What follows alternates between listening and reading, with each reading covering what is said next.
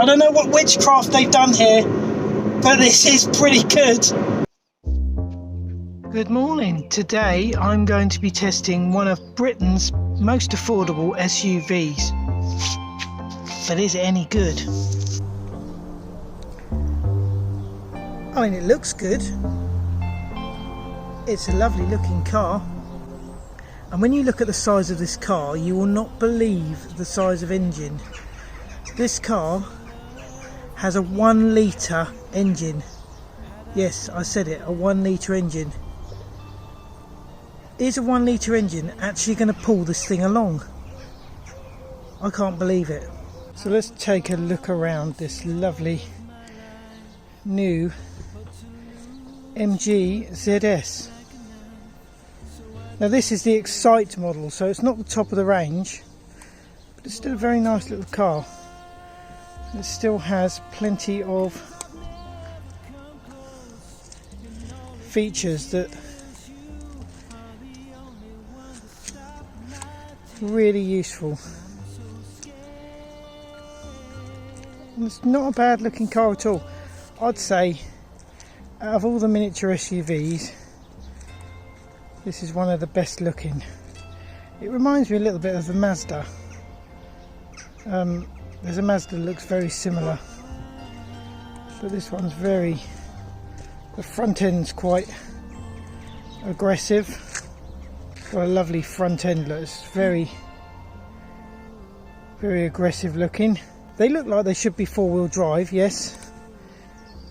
They do look like they should be four-wheel drive, but actually only the front wheels are driven by a 1 litre engine. A 1 litre, and this is the same sort of size as an S-Max.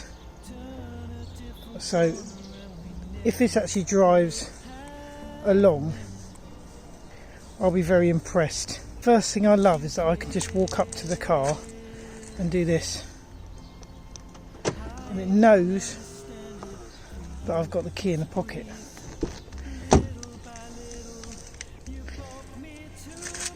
This is the cloth interior. They do a leather one with the MG emblems in the headrests.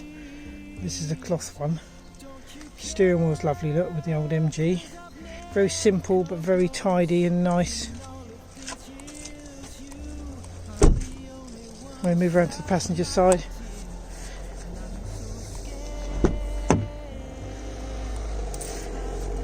Plenty of room in there. Quite like these old air vents. They're cool. Very simple, easy layout. Everything as usual with modern cars is on the screen pretty much, and on the steering wheel buttons. The interior is very nice actually. And let's have a look in the back and see what sort of space we've got in there. Wow, look at the space you get in the back.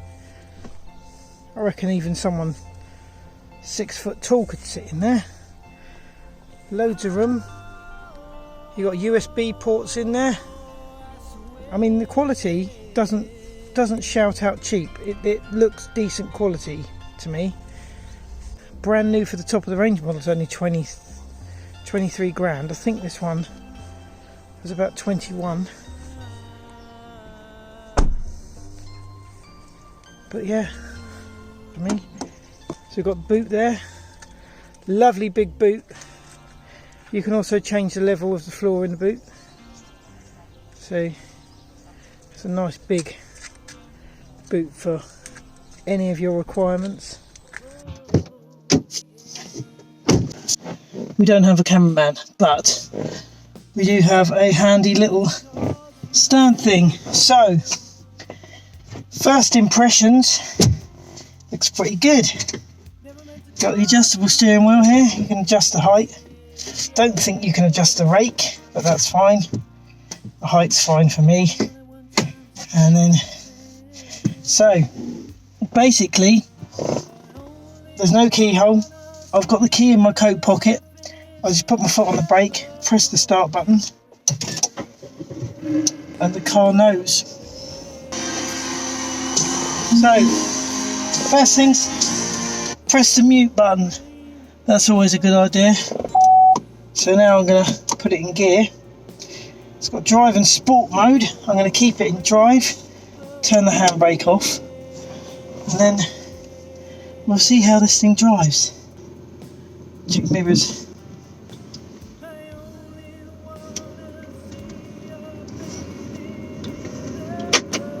Oh, it's locked itself. It's actually moved and it's a 1 litre. Amazing. How this thing could be a 1 litre, the size of it. And it actually moved off the line. It's actually really comfortable. I mean, I know it should be for a new car. I know it should be good. It should be comfortable. But having driven lots of luxury SUVs like Range Rovers, Land Cruisers, everything else, even Pajeros are considered quite luxurious in their day. I'd say this ride's lovely. It's getting down the road perfectly well. A 1 litre engine in a big car.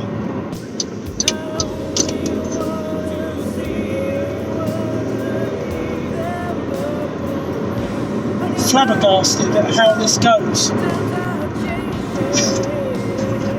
It's mad! How can it be a 1 litre?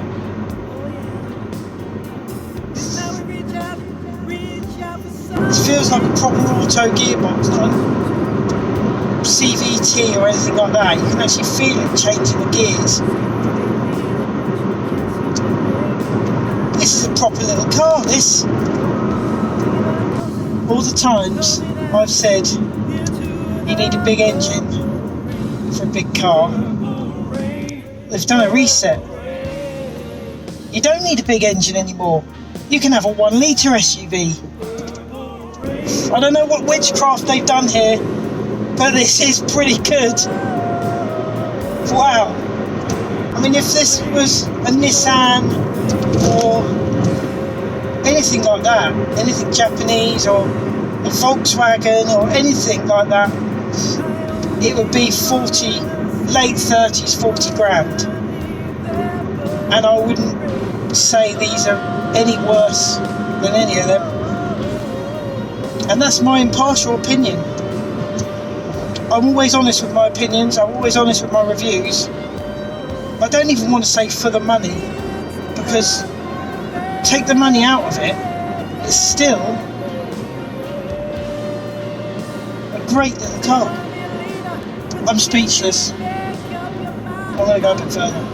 I was only going to go around there, but I'm going to take it for a proper little drive because I'm enjoying this. So would I buy one of these cars? Yes, I would. I would. It's definitely something I would consider buying. It's large enough, it's practical, economical, apparently. Well, it's a 1 litre engine. It's got to be economical, surely. The downsides, it's not cheap to tax, it's £180 a year. But then most automatic cars are more expensive anyway. So,